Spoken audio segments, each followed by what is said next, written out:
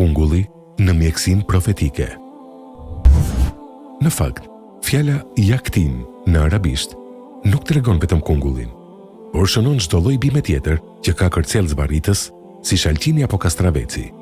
Allahu i Madhëruar thotë në Kur'an: Ne bëm që një bim kungulli, yaktin, të rritej deri mbi shtatin e tij. Profetit Yunus, Surja Safat 146. Fjala yaktin e përdorur në këtë ajet do të thotë kungull, i cili ndryshe quhet në arabisht edhe duba. Në dy sahihet shënohet se një herë një robaqepës e ftoi pejgamberin alayhi selam në shtëpi për të ngrënë një vakt që ai kishte përgatitur. Bashkë me pejgamberin alayhi selam shkoi edhe Enesi radiallahu anhu. Robaqepsi u nxori bukë prej elbi dhe një supë me kunguj e pastërma. Enesi rëfen: Unë e pash vetë se si i dërguari Allahut alayhi selam i gjurmonte copat e kungullit në përpjat dhe që atëherë kungulli u bë shumë i dashur për mua. Ebu Taluti tregon: Kur hyra një herë tek Enesi ibn Maliku, ai ishte duke ngrënë kungull e duke thënë, duke u referuar kungullit: Ti je një bim shumë e dashur për mua, sepse pejgamberi alayhi selam të pëlqente shumë kur të hante. Kungulli është bim e ftohtë dhe lagësht. Ai është një ushqim që tretet lehtë. Nëse kungulli nuk prishet në stomak përpara se të tretet plotësisht, ai prodhon një përzierje të mirë atje, sidomos kur shoqërohet me ushqim të përshtatshëm me të.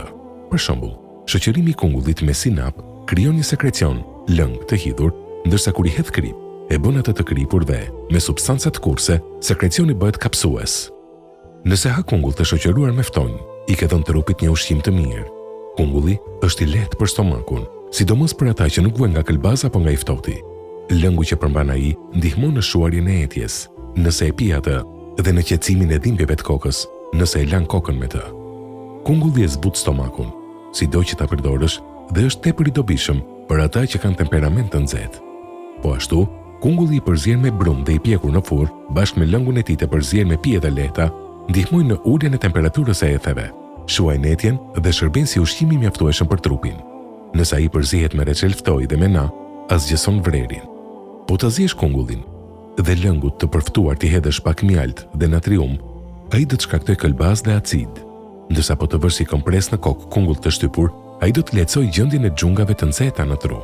Lëngu i lëkurës së kungullit i përzien me vaj trëndafili, ndihmon kundra tumoreve të nxehta, nëse hidhet me pika në vesh. Lëkura e tij qetëson qibanët e nxehtë të syrit dhe shërben kundra përdhesit.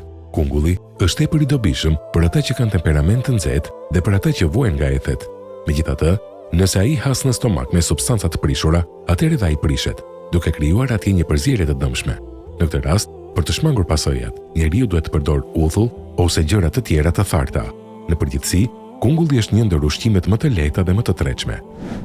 Enesi radiallahu anhu na ka treguar se dhe pejgamberi alayhi selam e pëlqente shumë atë.